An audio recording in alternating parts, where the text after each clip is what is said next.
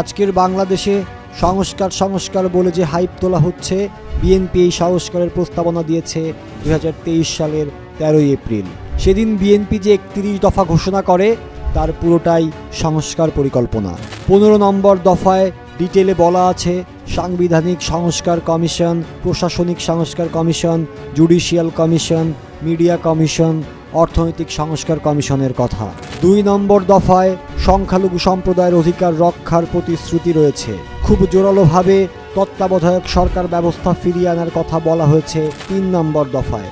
রাষ্ট্রপতি, প্রধানমন্ত্রী ও বিচার বিভাগের মধ্যে ভারসাম্য প্রতিষ্ঠার কথা বলা হয়েছে 4 নম্বর দফায়। 5 নম্বর দফায় বিএনপি খুব স্পষ্টভাবে বলেছে প্রধানমন্ত্রীর মেয়াদ অনূর্ধ্ব পরপর 2 মেয়াদ।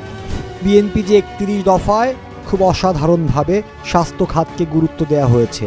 26 নম্বর দফায় স্বাস্থ্যকে সম্পদ হিসেবে বিবেচনা করে সবার জন্য স্বাস্থ্য ও বিনা চিকিৎসায় মৃত্যু নয়, এই নীতির কথা বলা হয়েছে। যেখানে যুক্তরাজ্যের NHS এর আদলে সার্বজনীন স্বাস্থ্যসেবা প্রবর্তন করে সবার জন্য স্বাস্থ্য কার্ড চালু করার কথা বলা হয়েছে।